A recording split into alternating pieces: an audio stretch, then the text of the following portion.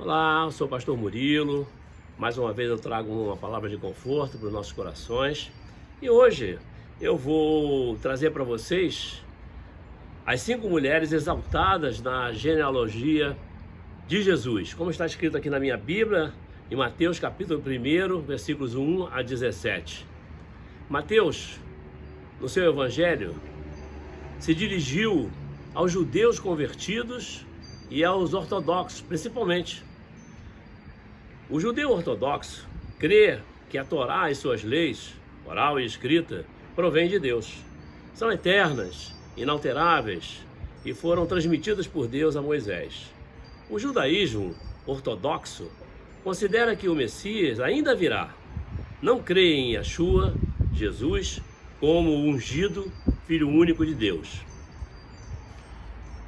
Para convencer os judeus, Mateus inicia seu evangelho com essa genealogia de Jesus e comprova a descendência de Jesus, a sua linhagem, a sua relação de parentesco e certifica que Jesus descende de Davi, da tribo de Judá, e Davi de Abraão, tal como o Senhor dissera através dos seus profetas, que como está escrito, o Messias, um judeu cumpridor da lei, seria da tribo de Judá, como está escrito em Gênesis capítulo 49, versículo 10, Números capítulo 24, versículo 17 e Deuteronômio capítulo 17, versículo 15, você deve conferir na sua Bíblia.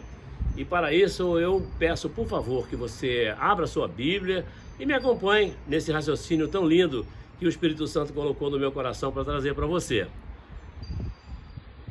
A palavra diz que o Messias seria um descendente masculino direto da linhagem de Davi e totalmente humano, como está escrito em 2 Samuel, capítulo 7, versículo 12 a 16, Jeremias, capítulo 39, versículo 17, Salmos 89, versículo 29 a 38, 1 Crônica, capítulo 17, versículo 11, capítulo 22, versículo 10, 2 Crônicas, capítulo 7 e 18, Isaías, capítulo 11, versículo 1. E você tem que conferir tudo isso que eu estou falando com vocês. Você depois pega a sua Bíblia com calma e dá uma olhada nos que eu estou falando para você. O Messias, como está escrito, seria aquele que reuniria todos os judeus do mundo na Terra Santa. Essa promessa já está sendo parcialmente cumprida. E ela foi profetizada em Isaías, capítulo 11, versículo 11 a 12, capítulo 27, de 12 a 13, capítulo 46, de 5 a 6, Jeremias, capítulo 23, versículo 8, capítulo 30, versículo 3, e Oséias, capítulo 3, versículos 4 e 5. E diz mais a palavra do Senhor, que o Messias trará paz ao mundo, como está escrito em Isaías capítulo 2, versículos 2 a 4, capítulo 11, versículo 10 e capítulo 42, versículo 1. Diz ainda a palavra do Senhor que o Messias anunciará o Deus de Israel a toda criatura de todas as nações, até que este seja reconhecido como o único e verdadeiro Deus, e a humanidade se torne em um só povo, como está escrito em Isaías capítulo 2, versículo 3 e 4, Isaías 11, versículo 6, Isaías 40, versículo 5, Sofonias capítulo 3, versículo 9 a 13, e Miqueias capítulo 4, versículo 2 e 3, e Zacarias capítulo 14 e versículo 19. Eu sei que é uma extensa relação de versículos que você vai ter que procurar na Bíblia, mas você ouvindo essa palavra, você pode tomar nota, abrir com calma a sua Bíblia depois e começar a dar uma verificada de como é importante nós examinarmos a palavra de Deus, para guardarmos nos nossos corações as verdades que ela traz para nós. Por que isso é tão importante para os judeus e para todos nós? Porque, querido, comprova que se Jesus não se achasse nos registros da descendência de Davi, não poderia ser reconhecido como o Messias e seria considerado impuro e rejeitado. Esdras, capítulo 2, versículo 62, quando estava organizando o povo judeu que retornava do cativeiro da Babilônia, traz um exemplo clássico dessa exigência. Você poderá ver na sua Bíblia que 3 dos filhos dos sacerdotes que buscavam seus registros na genealogia dos descendentes de Arão não se encontravam nela e foram achados impuros e rejeitados para exercerem o sacerdócio levítico. Esse é um exemplo muito categórico do que eu acabei de falar para vocês. Mateus apresenta a genealogia de Jesus repleta de particularidades como essa que acabamos de ver. A principal é a menção de 5 mulheres em destaque. Colocá-las em evidência em uma genealogia não é comum nas narrativas bíblicas. Você pode procurar na Bíblia Sagrada e dificilmente você vai encontrar uma narrativa tão expressa, tão patente como essa que encontramos em Mateus capítulo 1, versículos de 1 a 17. O que torna o fato ainda mais excepcional é que todas as 4 mulheres que antecedem Maria possuíam graves problemas morais ligados à questão sexual. Tamar engravidou de Judá, seu sogro. Reabe, a prostituta cananeia. Ruth seduziu Boaz. Betseba, a mulher de Urias, que antes de se tornar esposa, foi possuída por Davi contra a sua vontade. Finalmente, Mateus se refere a Maria, a virgem bem-aventurada, que sobrenaturalmente engravidou por obra do Espírito Santo. O Evangelho de Mateus apresenta 4 mulheres marginalizadas e transgressoras participando da linhagem do Messias em um texto escrito especialmente para o judeu que cria em Jesus como Filho de Deus e para os ortodoxos que ainda o estavam aguardando. Destaco que não é comum mulheres serem citadas na linhagem de uma família, como no caso de Jesus, no Evangelho de Mateus. É mais raro ainda no Evangelho de Mateus, porque 2 dessas mulheres não eram israelitas de nascimento, o que prova que Deus desejou honrá-las, honrar Raabe e Ruth.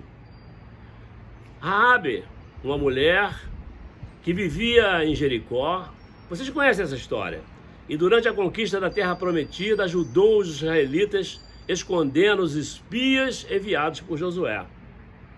Quase todas as traduções a descrevem como uma meretriz, uma prostituta. Ruth nasceu moabita, mas se tornou israelita por opção, por reconhecer o Deus de Israel como seu Deus, e é por isso que Ruth está na genealogia de Jesus. Preste atenção no detalhe. Raabe e Ruth aparecem em sequência na linhagem de Jesus. Está escrito em Mateus capítulo 1, versículo 5, e Salmão gerou de Raabe a Boaz, e Boaz gerou de Ruth a Obed, e Obed gerou a Jessé, pai de Davi. Raabe gerou a Boaz, e Boaz, que se casou com Ruth, gerou a Jessé, o pai do rei Davi. Essas 2 mulheres, Raabe e Ruth, estão muito próximas do rei Davi. Verifique que Deus as honrou muitíssimo. Deus as exaltou e levou para o fim da eternidade essa exaltação para aquelas mulheres valorosas aos olhos do Senhor. Quando Deus exalta alguém, fique certo de que não é por suas qualidades pessoais, seu conhecimento, formação acadêmica, intelectual, importância política e econômica ou prestígio social. Raabe era prostituta e Ruth era moabita e descendente de um tradicional inimigo de Israel. Mesmo assim, ambas foram honradas pelo Senhor. Sabe por quê? Porque o Senhor não vê como vê o homem, pois o homem vê o que está diante dos seus olhos. Porém, o Senhor olha para o coração, como está escrito em 1 Samuel, capítulo 16, versículo 7. Aquilo que aos nossos olhos é desprezível, pode não ser aos olhos de Deus, porque nós não podemos ver o coração de ninguém, mas Deus conhece o coração e Ele vê as intenções por trás das nossas atitudes. Não adianta fazer uma representação teatral para o Senhor. Ele vai no mais profundo da tua alma, Ele conhece exatamente o que você pretende, o que você deseja e o que você está fazendo. Está escrito: e Deus escolheu as coisas vis deste mundo e as desprezíveis e as que não são, para aniquilar as que são, para que nenhuma carne se glorie perante ele. 1 Coríntios, capítulo 1, versículo 28 e 29. Com essa passagem você vê logo que Deus abomina a vaidade, a soberba, o autoelogio. Meu Deus, é necessário que nós sejamos humildes, sejamos o que nós somos.